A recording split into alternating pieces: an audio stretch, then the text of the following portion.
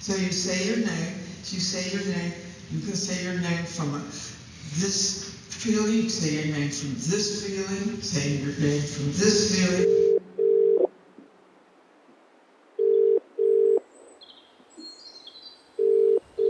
Saved message.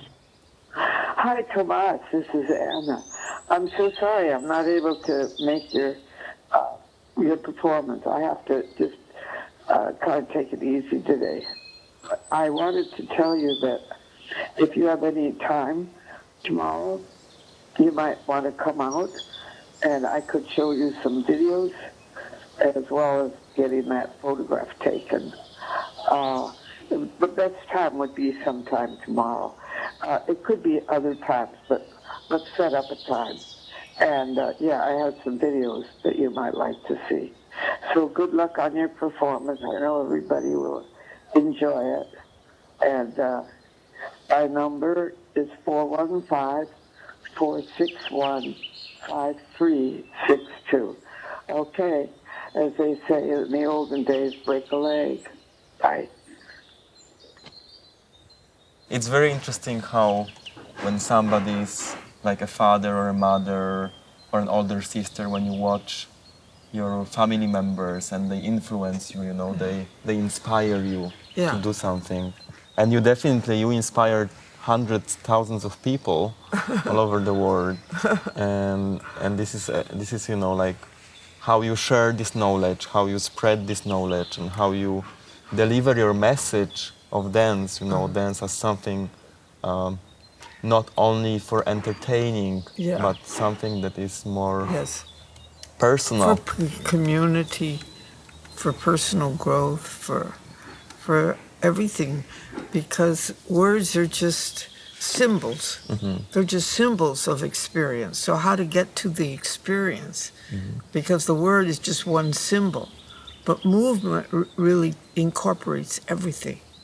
And Kurt Sock, the famous anthropologist, he said something once that influenced me as a teenager. He said, dance is the mother of all art. And I thought about that for a long time. It's the mother of all art. And it's true. Ask you actually about your grandfather, because you always say a story about dancing, how you were watching him dancing. Yeah, the women were separated from the men. The women had to sit up in the balcony. And I used to look down, look for him, watch him. And then at the end of the services, I would meet him, and I thought that he was God.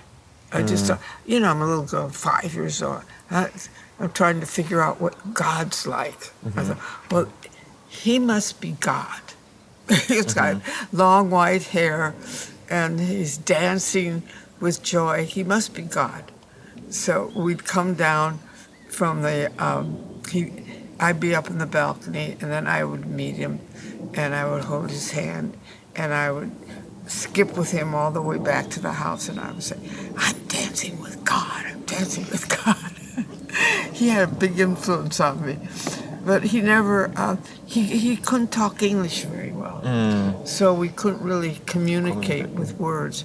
So I would just sit on his lap and he would pat me. And I would smile. And, and then he'd do this with his knees, so he'd bounce me. Yeah. It was great. And this is when you decided to be a dancer? Yeah. I said, well, I think I like dancing.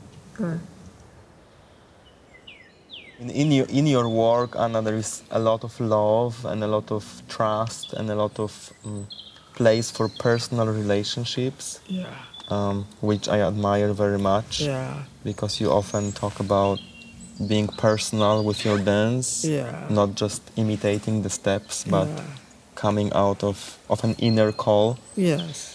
And I wonder how do you get people to understand that when you teach or when you share your knowledge?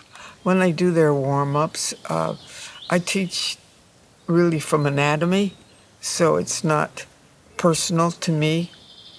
And when I see that they're dead in a certain area that's not working, then I just call out, pay attention to your sacrum, or where's your sternum now?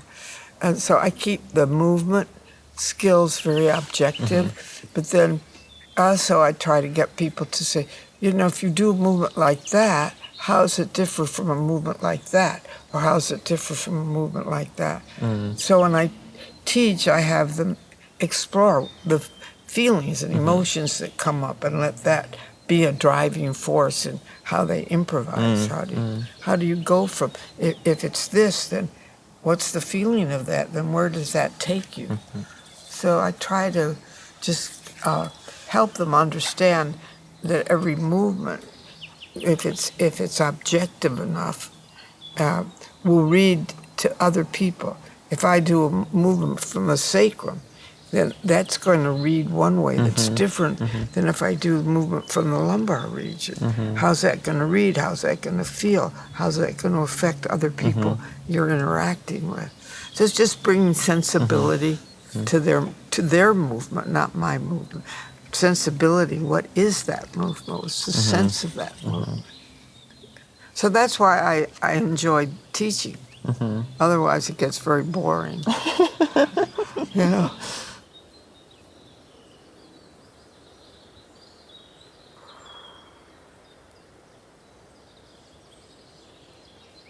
In olden times, it was the men that danced. If you were to go visit the tribe up here north, the Pomo Indians, it's the men that do all the dancing. They wear these beautiful feather hats, and they have these things in the back that they flip back like that.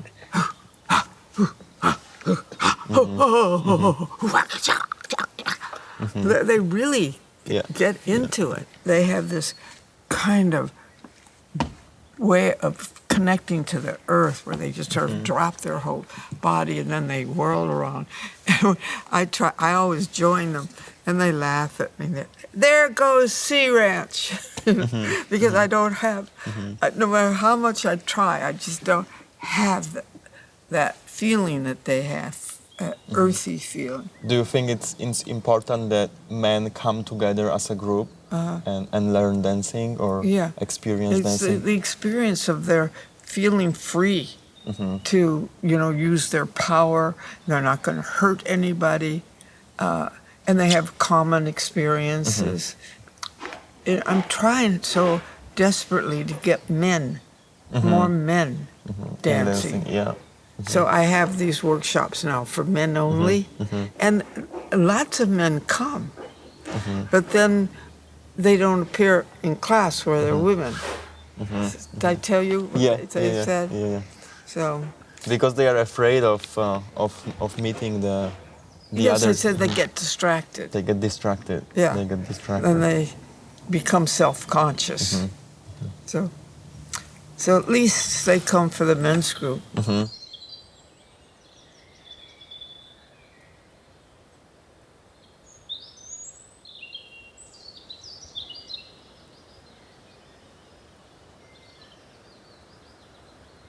In our country, we have so many different backgrounds that it's hard to find what's American. There is no such thing. The square dancing is the closest we got to it. Nightclub dancing is very popular. Which helps people to express. Be loose. Be loose. And I think that the American dance is very influenced by our black community. There's a lot of pelvic movement that the black community uses that we pick up on. And I remember from the class you've been always talking about Michael Jackson. How he really kicked that move. I said, you never really understood what Michael Jackson was doing. It wasn't just a genital movement. He was reaching way back to his sacrum till he got his whole hip involved. And if you see Michael Jackson dance, he's an incredible dancer. And then you see 50 people behind him, they don't have what he has. He's an incredible dancer.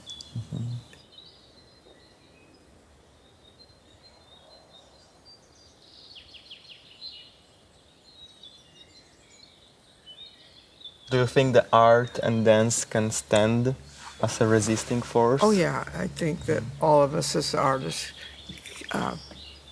are inwardly so outraged, just outraged by his behavior that it's affected it's affected my art. I can't speak for everybody else. But there isn't anything I do without having that inner outrage. It is so disturbing.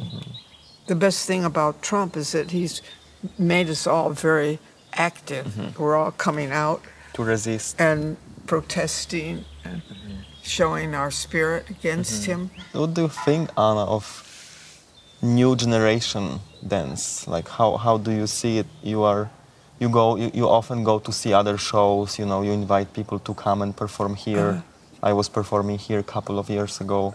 But how do you think that where the dance is going now? I think that it's very exciting. There's a lot of diversity, a lot of people doing their own thing, not imitating like it used to be.